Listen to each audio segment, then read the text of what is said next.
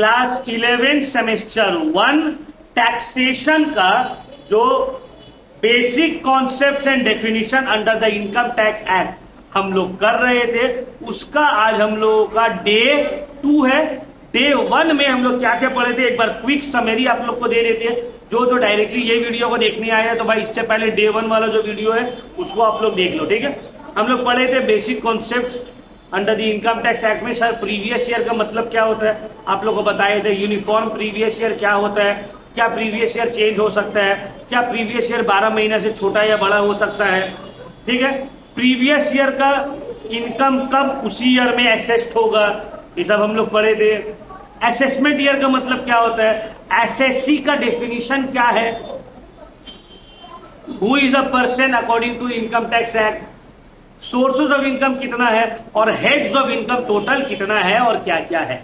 यहां तक हम आप लोगों को पढ़ाए थे और आज हम आप लोग का स्टार्ट करेंगे difference between heads of income and source of income. तो हेड्स ऑफ इनकम का मतलब क्या होता है, हेड्स ऑफ इनकम का मतलब होता है सेपरेट हेड्स जिसके अंदर अलग अलग कैटेगरीज ऑफ इनकम फॉल करेगा। और सोर्स ऑफ इनकम का मतलब होता है ओरिजिन, इनकम कहां से ओरिजिनेट कर रहा है। इनकम टैक्स एक्ट में टोटल कितना सोर्स ऑफ इनकम है मेंशन नहीं किया। सोर्सेज ऑफ इनकम के बारे में इनकम टैक्स एक्ट साइलेंट है, लेकिन हेड्स ऑफ इनकम कितना है, कितना हेड्स ऑफ इनकम है, 5। कौन कौन सा है थोड़ा देखे बताओ। Income from salaries, income from capital gains, income from other sources, income from house property and income from profits and gains of business and profession, ठीक है ना। ये 5 हेड्स ऑफ इनकम हम लोगों का है। स्पेसिफिक प्रोविजन है जिससे डिटरमाइन होगा अलग अलग हेड्स ऑफ इनकम, ठीक है। लेकिन सोर्स ऑफ इनकम के बारे में कुछ भी बोला नहीं है। कितना, एक इंसान का 5 से ज्यादा सोर्स ऑफ इनकम भी हो सकता है, लेकिन हेड्स ऑफ इनकम कितना होगा, 5 ही होगा। क्या वो बढ़ सकता है, क्या घट सकता है, हाँ एक इंसान के लिए घट सकता है। हम एक ही हेड्स ऑफ इनकम, हम सिर्फ सैलरी से कमा रहे तो मेरा एक ही हेड्स ऑफ इनकम है। कोई 2 हेड से कमा रहा है, सैलरी भी है अपना बिजनेस भी है। कोई 3 हेड से कमा रहा है, सैलरी भी है बिजनेस भी है और हाउस प्रॉपर्टी रेंट से भी कमा रहा है।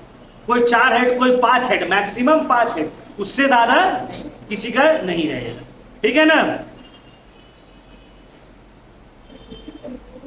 5 हेड्स यहाँ, नो स्पेसिफिक शेड्यूल। चलिए अब हम लोग आते हैं gross total income, section 80 subsection B clause 5 में है हम लोगों का ग्रॉस टोटल इनकम।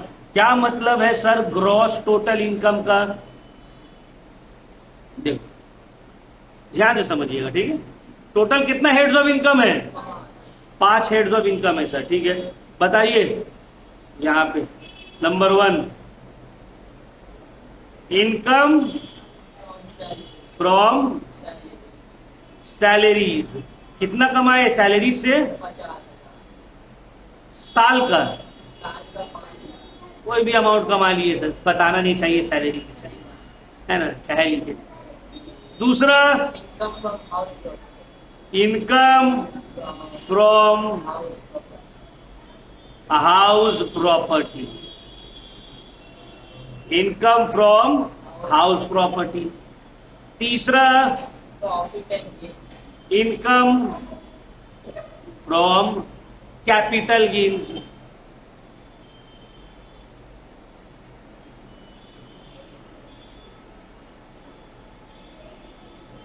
तीसरा या चौथा इनकम फ्रॉम पीजीबीपी, शॉर्ट में PGBP, profits and gains of business and profession, ठीक है ना। और लास्ट में इनकम फ्रॉम अदर सोर्सेज। एक आदमी है बहुत मेहनती है बेचारा, 5 हेड से कमा रहा है। अभी देखो आज ही का मेरा डिस्कशन था लंच में, मेरी वाइफ बोल रही थी अरे उन लोग के बगल में ये रहते हैं XYZ, पता है उनका हस्बैंड 3 काम करता है, मतलब क्या क्या, मतलब सुबह जाता है गाड़ी धोने के लिए, फिर दिन में कोई गैरेज में काम करता है, और फिर इवनिंग में कोई उनका कोई कैफे वैफे में काम करता है। हम लोग तो सोता कब है, बोले पता नहीं, बहुत मेहनती है, 3 काम करता है। तो अलग अलग हेड्स ऑफ इनकम है भाई उसका, ठीक है। अब आप पांचों हेड्स ऑफ इनकम से कुछ कमा रहे हो, आपका जितना भी सम टोटल होगा, जब ये तीनों को ऐड कर, पांचों को ऐड कर दीजिएगा, ये जो आएगा इसको बोलेंगे ग्रॉस टोटल इनकम है। क्या बोलेंगे? Gross total income. तो समझ में आया ग्रॉस टोटल इनकम क्या होता है? It is the sum total of all the 5 heads of income. It is the sum total of all the 5 heads of income. इसी को बोलते हैं gross total income under section 14 subsection of the income tax act, ठीक है। अब आते हैं total income पे, ठीक है, या टैक्सेबल इनकम। अब देखो ग्रॉस टोटल इनकम ये जो आया है, ग्रॉस टोटल इनकम से आप माइनस कर दो डिडक्शंस। मतलब इनकम टैक्स एक्ट आपको कोई छूट देता है, कुछ छूट देता है, deduction under section 80C to 80D, 80C से 80D के बीच में, इससे माइनस किए। अब जो मेरे पास बच गया है इसको बोलेंगे टोटल इनकम, या फिर क्या बोलेंगे इसको? टोटल इनकम या फिर टैक्सेबल इनकम। अब नाम से ही क्या समझ में आ रहा है सर? कि इसी के ऊपर टैक्स देना है। अब डिडक्शन क्या है सर? बहुत सारा डिडक्शन हो सकता है। लाइफ इंश्योरेंस का प्रीमियम के ऊपर डिडक्शन है, ठीक है। बच्चा का जो ट्यूशन फीस है, ट्यूशन फीस मतलब ये ट्यूशन वाला फीस नहीं, स्कूल का फीस बुक में देखना लिखा हुआ होगा ट्यूशन फीस, उसके ऊपर डिडक्शन मिलता है टैक्स का। बहुत सारे डिडक्शन है, ठीक है। जब हम लोग इनकम फ्रॉम सैलरीज करवाएंगे तो पता चलेगा, या डिडक्शन वाला चैप्टर कराएंगे तो उसमें समझ में आएगा। तो ग्रॉस टोटल इनकम से डिडक्शन माइनस करने के बाद जो बचता है उसको बोलते हैं टैक्सेबल इनकम या फिर टोटल इनकम। सिंपल लैंग्वेज में सर ग्रॉस टोटल इनकम क्या होता है सर? 5 हेड्स का सम टोटल ऑफ इनकम को बोलते हैं ग्रॉस टोटल इनकम। इससे डिडक्शन को माइनस कर दिया, आ गया मेरा टोटल इनकम या फिर टैक्सेबल इनकम। क्लियर हुआ? समझ में आया? चलिए अब कुछ क्वेश्चंस है, टॉपिक खत्म, और कुछ नहीं है इसमें। कुछ क्वेश्चंस है जो आप लोगों को बताना है। मिस्टर सतीश अग्रवाल भाई बिजनेस स्टार्ट किए 1 जुलाई 2024 को। तो ये कौन सा ईयर हो गया बोले तो? 2024-25 है ना। What will be his previous year, in which assessment year will be his income from his business? अब बोलिए इसका असेसमेंट ईयर क्या होगा? 25 बस होगी। 24-25 प्रीवियस ईयर है और 25-26 होगी।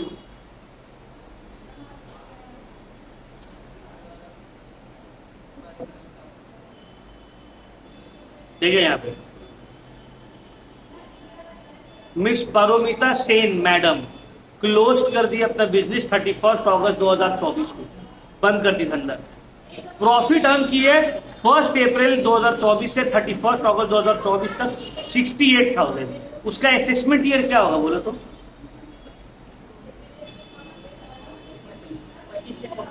क्या होगा?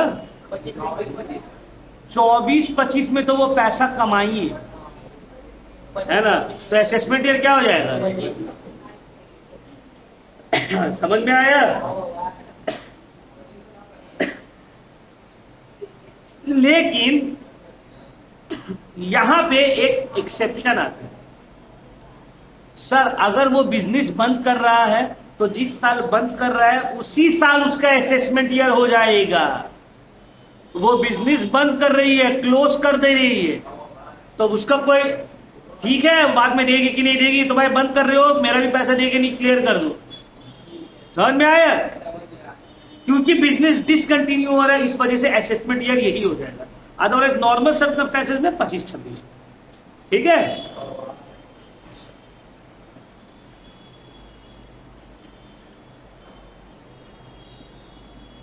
चलिए आप लोग इसमें बताइएगा ये कौन सा हेड्स में जाएगा, एक एक करके सबको मौका मिलेगा। चलिए नौशाद आपसे स्टार्ट हो रहा है। State the particular head of income under which the following income will be assessed, और रीजन के साथ। अच्छा तो एग्जाम में रीजन नहीं आएगा, लेकिन फिर भी तुम लोग बता दो। फर्स्ट प्राइज मिला है जुआ खेले 2 लाख रुपया, किसमें जाएगा? कौन कौन इसके साथ अग्री कर रहे हैं? ठीक है।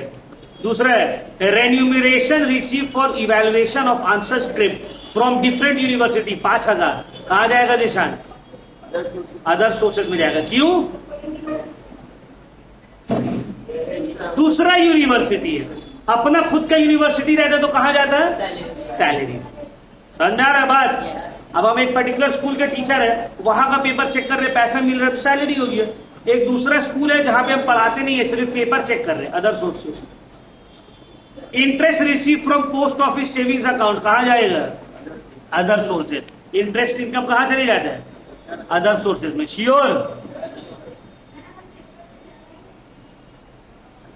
नॉर्मली इंटरेस्ट आप सही बोले अदर सोर्सेज में जाता है, लेकिन पोस्ट ऑफिस का जो इंटरेस्ट रहता है वो एग्जेम्प्टेड रहता है अंडर सेक्शन 10 सबसेक्शन 15। क्या मतलब है?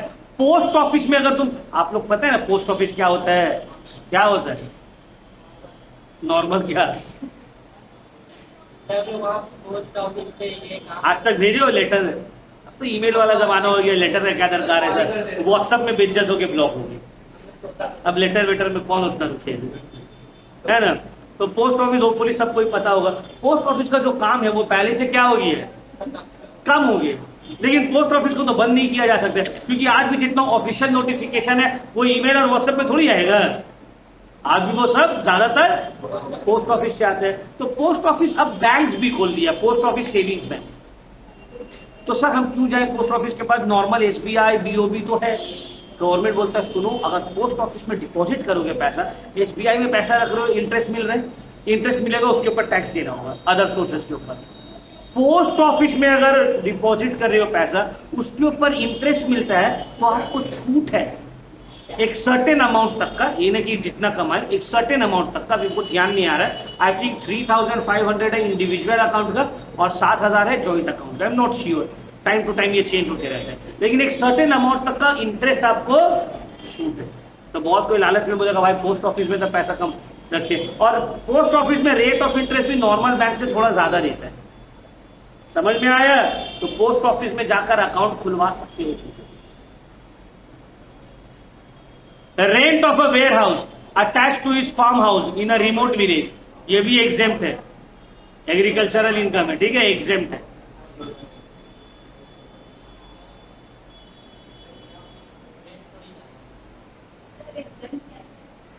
ये चैप्टर अभी हम करवाए नहीं है अभी एक्चुअली तुम लोग को। इनकम एग्जेम्प्टेड फ्रॉम टैक्स, इसके बाद ही है, देखो total income which do not form part of the total income. जो 5 ये था इनकम था, उसमें तो ये सब नहीं था।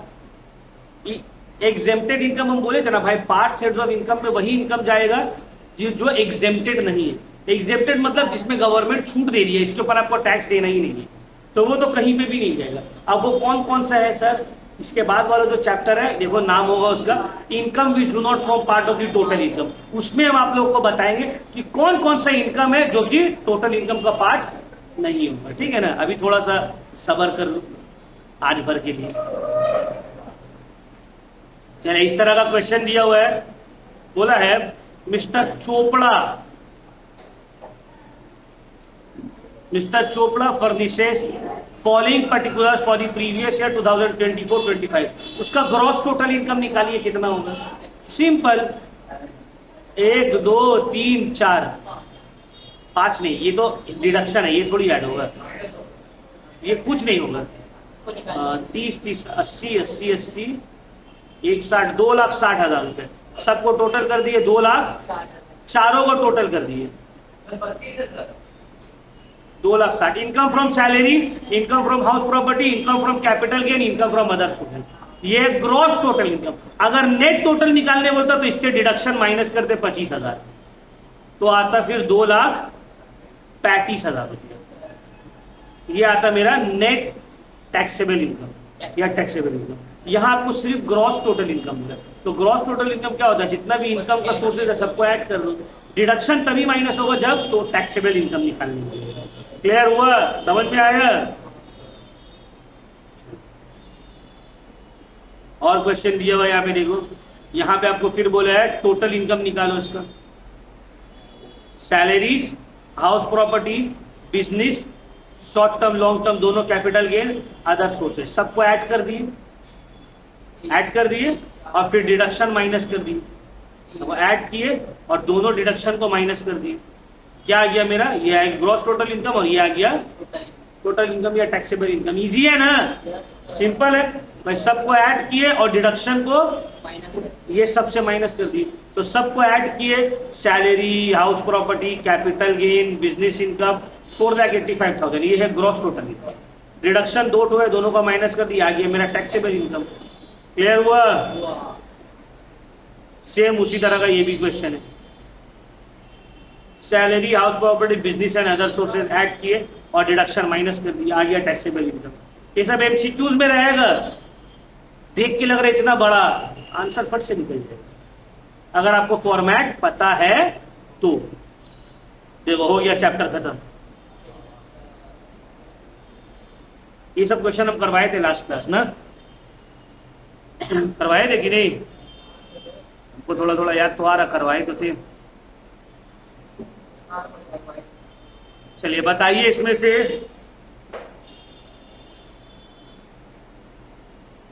which of the following heads will be categorized?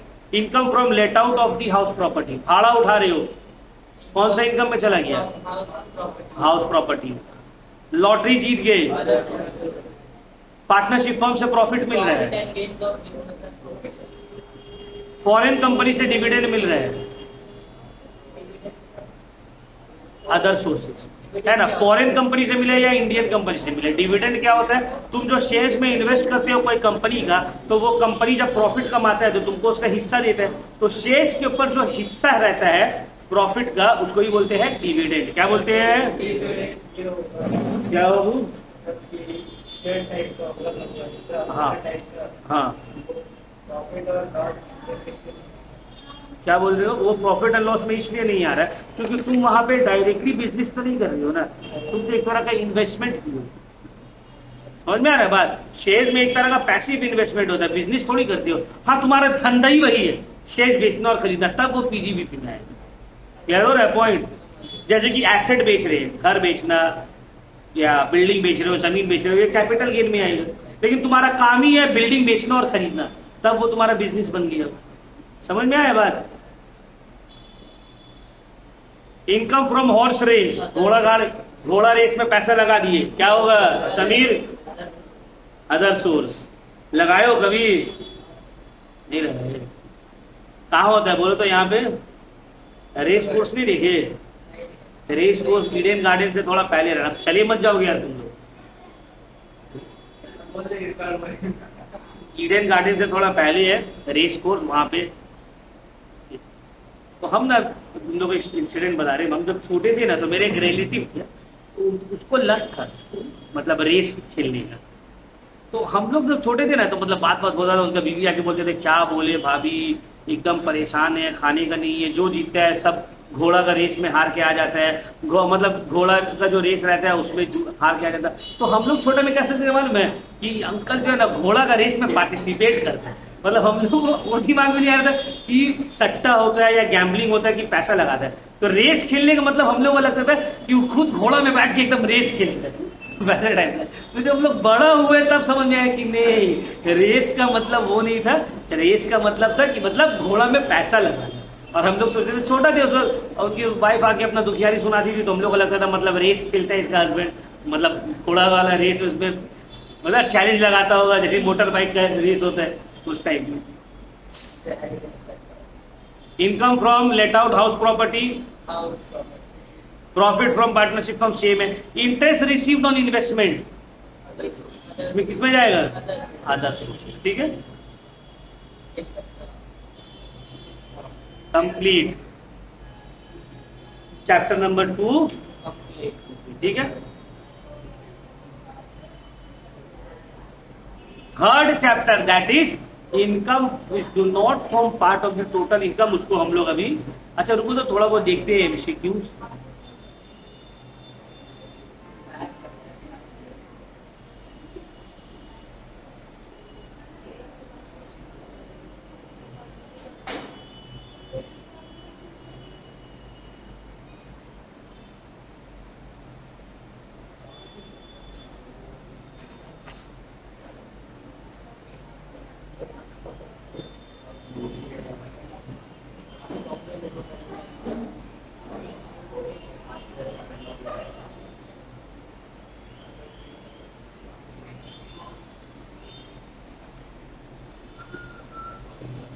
देखो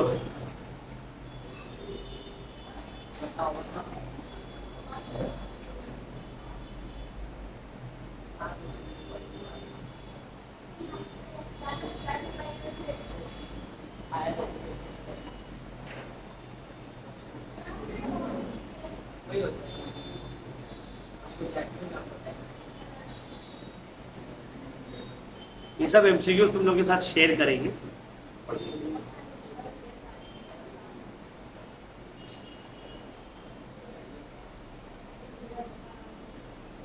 फर्स्ट चैप्टर इंट्रोडक्शन, हम लोग सेकेंड चैप्टर कर रहे हैं ना अभी।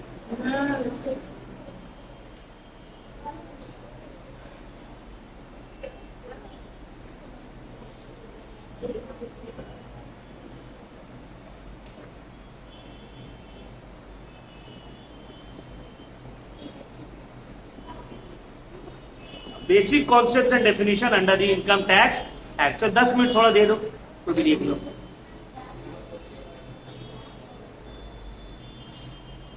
अकॉर्डिंग टू सेक्शन 3, पहला क्वेश्चन,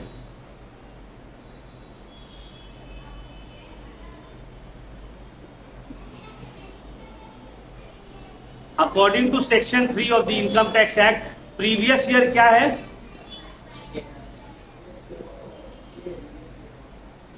प्रीवियस ईयर मतलब previous year of assessment year, assessment year से 1 साल पहले।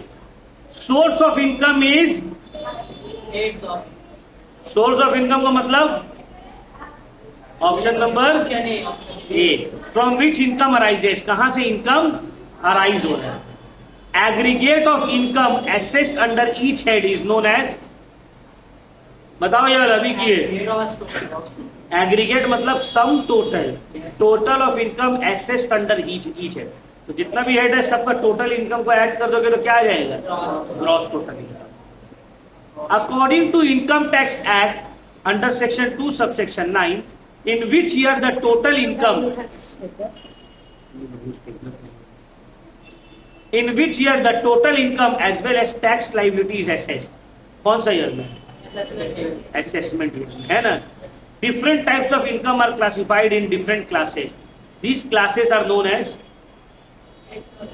heads of income. क्या बोलते हैं? Heads of income. After deduction of chapter 6A of Income Tax Act from gross total income, remaining क्या बच जाता है? क्या हो जाता है? Net income. ठीक है? या फिर taxable income भी इसको बोलते हैं, या फिर total income भी बोलते हैं इसको। Previous year कितना ड्यूरेशन रहता है? 12 मंथ्स, ठीक है ना, या फिर लेस देन 12 मंथ्स भी हो सकता है, ठीक है ना, लेस देन 12 मंथ्स भी हो सकता है। D, Lord Jagannath of Puri, ये कौन सा है? इंडिविजुअल है, एसोसिएशन ऑफ पर्सन है, क्या है? मतलब ये इंडिविजुअल एसोसिएशन ऑफ पर्सन, ठीक है ना, हाँ ना, sorry, artificial judicial person, not association of person, artificial judicial person. मतलब क्या है इसका? इनकम टैक्स एक्ट में इनको भी पर्सनिफाई किया गया, ठीक है।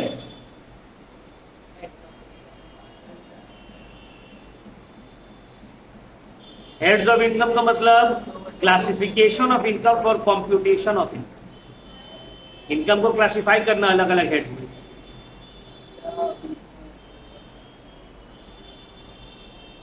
Waste Bengal council education higher secondary council, ये भी आर्टिफिशियल जुडिशियल अथॉरिटी है।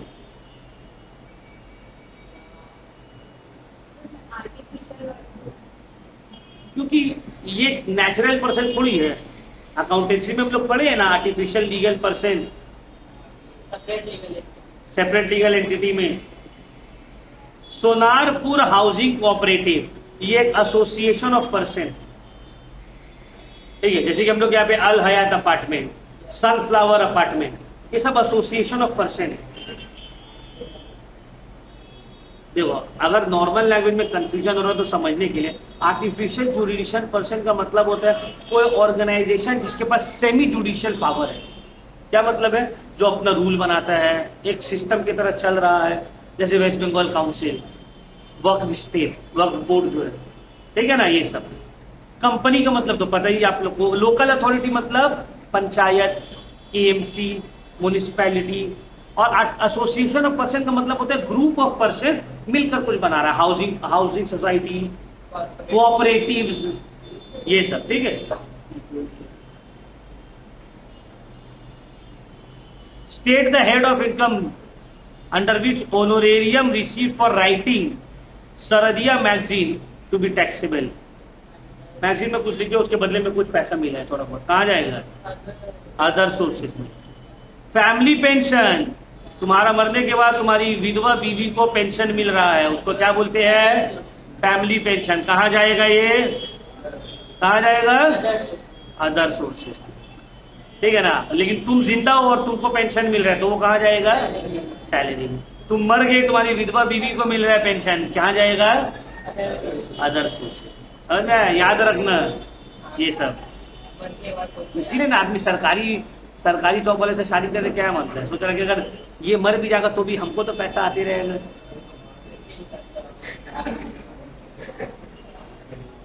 प्रीवियस ईयर स्टार्ट होता है कब से? 1 अप्रैल। प्रीवियस या असेसमेंट ईयर दोनों ही। और खत्म कब होता है? 31 मार्च। कोलकाता म्युनिसिपल कॉर्पोरेशन क्या है सर? ये क्या है? Local authority. अभी बताइए ना। एज पर income tax head, number of heads क्या है? 5, ठीक है। कैलकाटा यूनिवर्सिटी क्या होगा? आर्टिफिशियल जुडिशियल पर्सन, याद रखना है, ठीक है। कैलकाटा यूनिवर्सिटी, वेस्ट बंगाल काउंसिल, ये सब आर्टिफिशियल जुडिशियल पर्सन है। इस तरह का ही क्वेश्चन आपको पढ़ना है।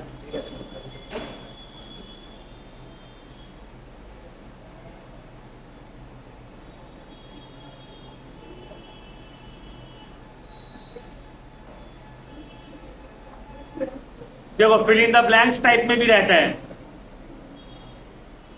According to income tax act, the person who is liable to pay tax called him SSC. क्या बोलते हैं? हाँ, ऑप्शन रहेगा। अरे तेरा लड़का चारा समझ गया, ऑप्शन सुन के।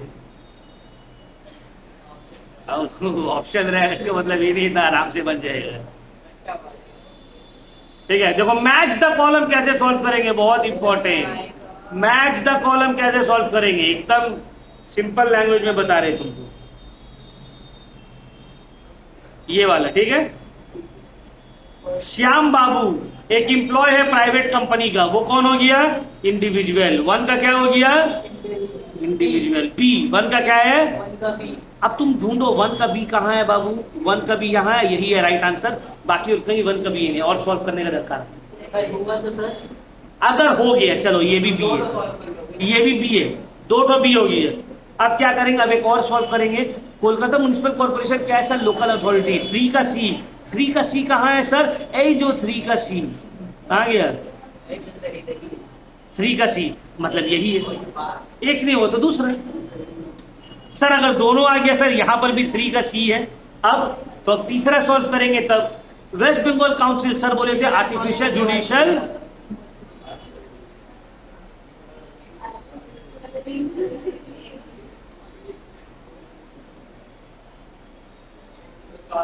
फोर का ये देखो, ये हो गया डी, ठीक है। 2 का डी। अब देखेंगे सर 2 का डी कहाँ है सर? ए जो तो यहाँ है, सॉल्व हो गया सर। 2 का डी भी दो जगह है, यहाँ पर भी है, मान लीजिए यहाँ पे भी। तब एरनबर्ग housing society association of person, ये मतलब पहले ही में चारों सॉल्व करने नहीं लग जाएंगे कि पहले चारों सॉल्व करते हैं उसका बाद मैच करेंगे, नहीं, एक सॉल्व किए ऑप्शन देखो, समझ में आया? This is the easiest way to solve match the column. कि पूरा मैच द कॉलम सॉल्व नहीं करना है, एक सॉल्व किए ना, हम पहला उसको सॉल्व करना है जिसमें आप 100% श्योर है कि पीछे से मां कसम खा के भी बोलेगा तो हमको पता है वो गलत बता रहा, आंसर यही होगा, तो पहले तुमको वही वाला सॉल्व करना है, ठीक है? तो पहले तुम सॉल्व कर लिए वो वाला कि हाँ हम एकदम श्योर है, उसके बाद उसको ढूंढो। अब अगर वही वाला लड़ गया ठीक है, और सॉल्व करने का दरकार नहीं, अब नहीं आया तो फिर दूसरा में जाएंगे, उसमें अपना पर थोड़ा भरोसा रखे, एक दो तो आदमी सॉल्व कर ही देगा ना भाई, चार में से हो गया काम। जब कुछ नहीं होगा तब फिर पीछे वाला अगर कसम उसम खा रहा है तो भरोसा कर लेना है, तब ऐसे भी तुम्हारे पास ऑप्शन नहीं है और नेगेटिव मार्किंग है नहीं, तो घर के आ जाने। क्लियर हुआ? समझ में आया? ठीक है, यही तक रखते हैं। जब एमसीक्यू का क्लास लेंगे तो अभी तो टाइम बच गया तो थोड़ा एमसीक्यू करा दी, तो डिटेल में ये सब हम करवाएंगे, सब सब्जेक्ट्स के एमसीक्यू इन डिटेल करवाएंगे। लेकिन ये जो मैच द कॉलम का ट्रिक बताए ना, तो उस तरह से बहुत सारे ट्रिक्स बताएंगे। हाँ, रीजन एंड अवर्जन का कैसे हम लोग जल्दी सॉल्व कर सकते हैं, कैसे शॉर्टकट में सॉल्व कर सकते हैं, ये सब शॉर्टकट्स है, ठीक है? चलो क्लास को रखते हैं यहीं पे समाप्त।